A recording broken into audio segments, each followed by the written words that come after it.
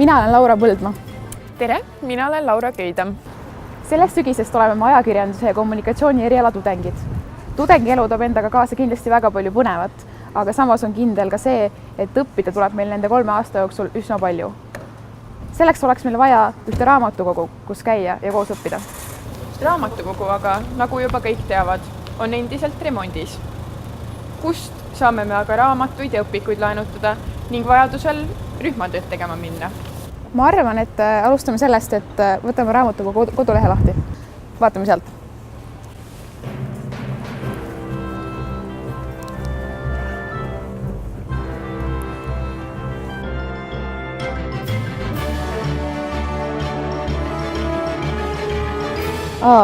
Veski tänaval on mingid pop-up saalid. Aga läheks vaataks need praegu järgi. Meil on natuke aega. Ma arvan, et see on hea mõte.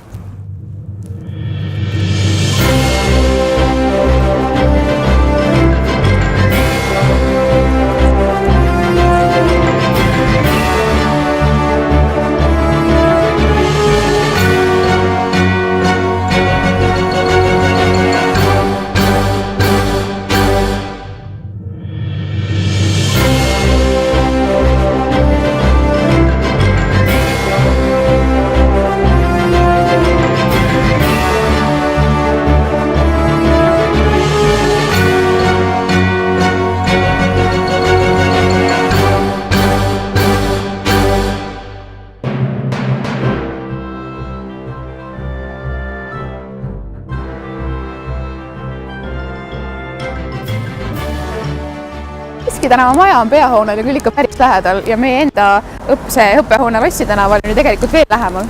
Seda küll. Ja mõtle, kui hea majandusteaduskonna tudengitel üldse siia käia on. Nad on ju nüüd paar aastat, kui nende maja ehitatakse siin samas Liivi tänaval. Ega juuratudengitel ka eriti kaugelt tulla ei ole. Nad on näituse tänavalt ja seal on maksimaalselt 10 minutit siia tulla. Minu arust pole kellelgi siia väga palju tulla, sellepärast et kõik õppehooned on üsnagi lähedal.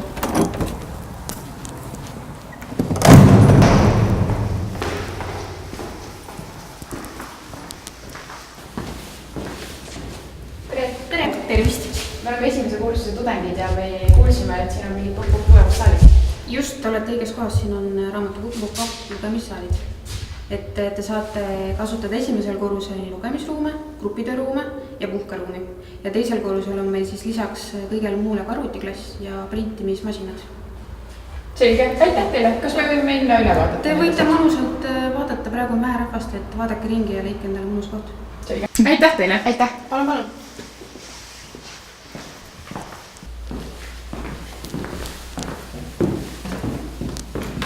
Siin on vist need rühmatööruumid.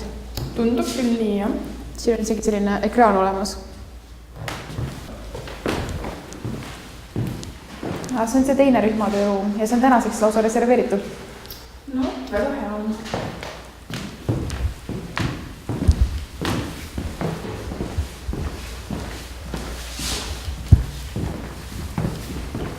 Siin on vist see suur lugemissaal. Ja kujutad ette, kui palju siin veel sissi jäänud tudengeid võib olla?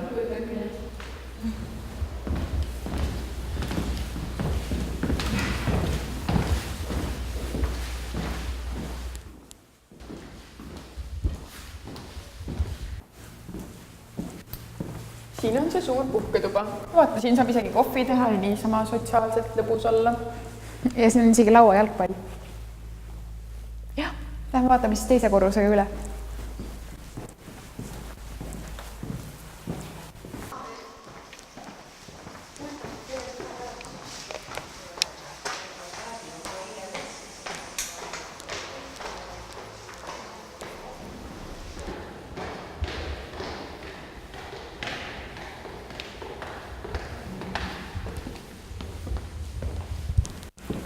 Siin on võimalus arvutiga töötada neil, kellel endal kodus head võimalust ei ole. Ja minu meelest hästi hea on see, et siin on printer olemas. See on tõesti väga hea.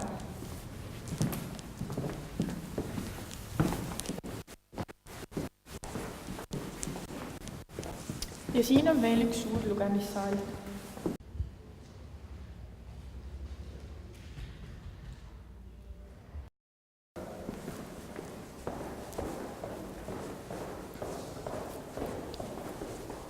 Tere tudengid, kas te käisite juba pop-upis õppimas? Ei, me vaatasime need ruumid üle, et aga tuleme kindlasti. Väga tore.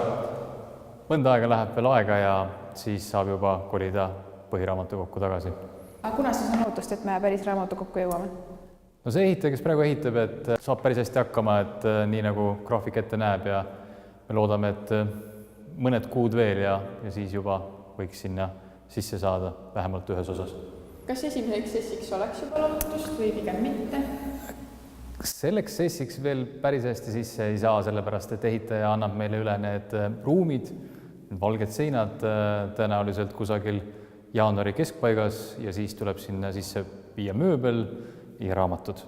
Nii et on tõenäoline, et me avame selle raamatukogu kusagil veebruaris, veebruari lõpus, võib-olla märtsi alguses, sellepärast et ka avahoidlasse tuleb peaaegu 1 miljon raamatut panna riiulitele. See võtab aega, aga ka siis, kui me ei peaks olema jõudnud nende raamatutega seal avahoidlas, et kõik riiulitele pandud, siis igal juhul raamatukogu me teeme lahti, nii et 1., 2. ja 3. korrus on siiski avatud lugejatele. See tähendab umbes 5 kuud ja seda ei olegi tegelikult ju eriti palju. No, väga tore, kui nii tundub. Seni saame vist tõesti siin nendes lugemissaalides hakkama ning ootame juba väga uue raamatukogu avamist. Aga suur aitäh teile! Väga tore, nägemist!